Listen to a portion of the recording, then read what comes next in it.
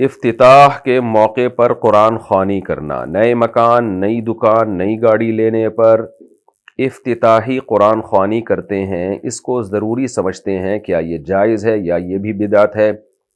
ام سالم انڈیا سے۔ دیکھیں، قرآن خوانی کی دو قسمیں ہیں۔ ایک قرآن خوانی وہ ہوتی ہے جو میت کے ایصال ثواب کے لیے ہوتی ہے، وہ بدعت ہے، اسلاف سے کہیں بھی ثابت نہیں ہے، صحابہ سے ثابت نہیں ہے، کیونکہ اگر اجتماعی طور پر کسی نے قرآن بخشا ہوتا تو ثبوت تو ملتا نا ہمیں۔ حضرت ابو بکر رضی اللہ تعالیٰ عنہ کا انتقال ہوا تو کیا حضرت عمر نے کوئی لوگوں کو اکٹھا کیا کہ سب نے قرآن پکڑ کے بیٹھے اور قرآن پڑھ رہے ہوں؟ کہیں بھی ثبوت نہیں ملتا۔ اجتماعی طور پہ یہ کام ہوا ہوتا تو کوئی تو روایت ہوتی نا اس میں، تو صحابہ تو ہم سے زیادہ نیکیوں پہ حریص تھے۔ البتہ یہاں ایک اشکال یہ ہوتا ہے کہ انفرادی طور پر کسی نے قرآن پڑھا ہو، اس کا بھی تو ثبوت نہیں ملتا۔ دیکھیں، انفرادی طور پر کوئی قرآن پڑھ کے اگر دل میں نیت کرتا ہے کہ فلاں کو ثواب پہنچانا ہے، تو یہ چیز ایسی نہیں ہے جو کوئی دیکھ رہا ہو، کیونکہ دل کی نیت تو اللہ جانے، بندہ جانے۔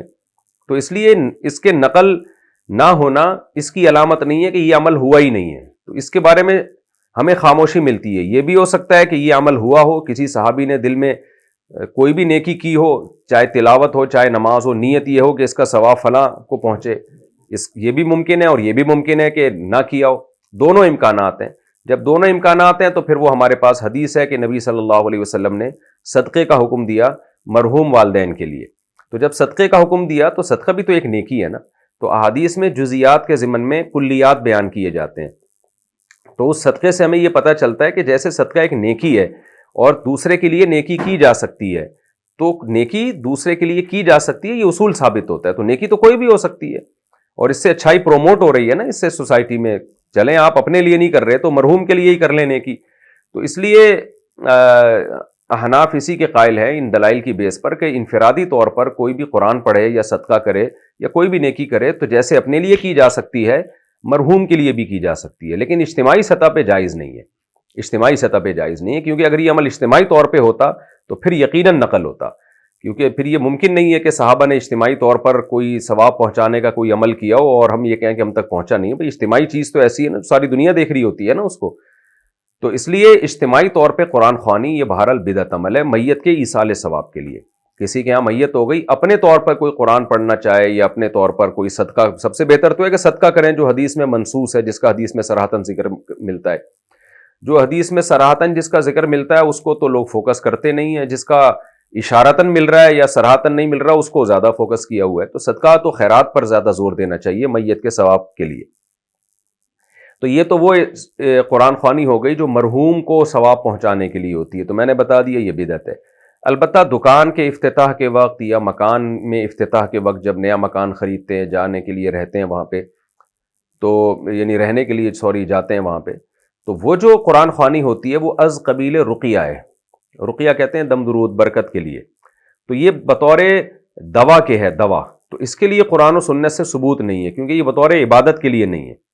جیسے کسی کو کوئی بیماری تھی، آپ نے قرآن کی کوئی آیت پڑھ کے دم کر دیا اس کے اوپر، تو اب جب دم کرتے ہیں تو یہ تو بطور علاج کے کر رہے ہیں نا آپ۔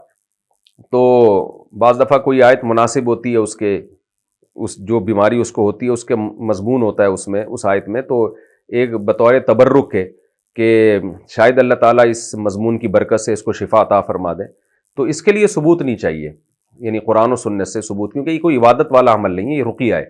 تو رقیہ کے طور پر دکان یا مکان میں قرآن خوانی کرنا یہ جائز ہے، برکت کے لیے جو ہوتی ہے، تاکہ وہاں سے شیطانی اثرات ختم ہو جائے۔ وہاں کوئی نحوست ہے، شیطانی گناہوں کی وجہ سے نحوستیں آتی ہیں، تو وہ نحوست ختم ہو جائے قرآن کی برکت سے اور برکت پھیل جائے، تو یہ جائز عمل ہے۔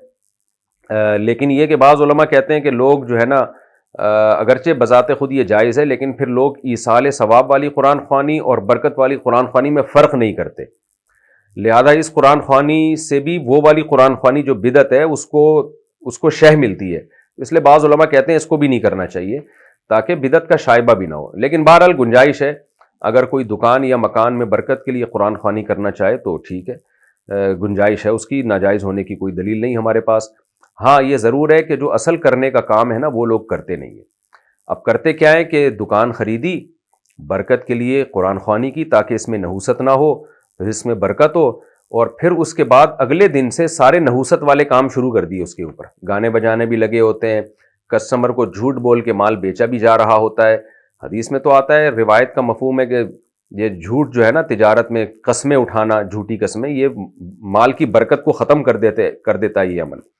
تو ایک قرآن خوانی تو کروا لی پہلے دن برکت کے لیے, اس کے بعد سارے نحوست والے کام شروع کر دیے. جانداروں کی تصویریں لٹکائی ہوئی ہوتی ہیں اپنے مرحوم باپ دادا پیر و مرشد کی, حالانکہ یہ تعظیم کے لیے تصویر لٹکانا یہ تو حرام اور کبیرہ گناہ ہے اسلام میں, اور یہ تو نحوست کا ذریعہ ہے.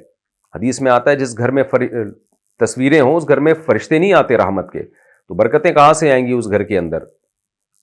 ہم جب کسی غیر مسلم کے گھر میں جاتے ہیں نا اور وہاں تصویریں دیکھتے ہیں تو ایک عجیب سی, ایک میں اپنی بات بتا رہا ہوں اور میں نے دیگر علماء سے بھی یہ بات سنی ہے کہ عجیب سی ایک نحوست اور وحشت سی محسوس ہوتی ہے.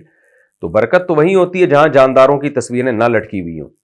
تو اس لیے برکت کے جو دوسرے کام ہیں نا, دکانداروں کو چاہیے کہ اس کو فوکس کریں. تو آپ نے قرآن خوانی تو کروا لی, لیکن تجارت میں جھوٹ نہ بولیں, اور دکانوں میں میوزک نہ لگائیں, موسیقی نہ لگائیں, اور جھوٹی قسمیں اٹھا کے مال نہ بیچیں, خیانت نہ کریں. یہ سب چیزیں کریں گے تو پھر مال میں حقیقت میں برکت ہوگی, یعنی ان برائیوں سے اگر بچیں گے تو.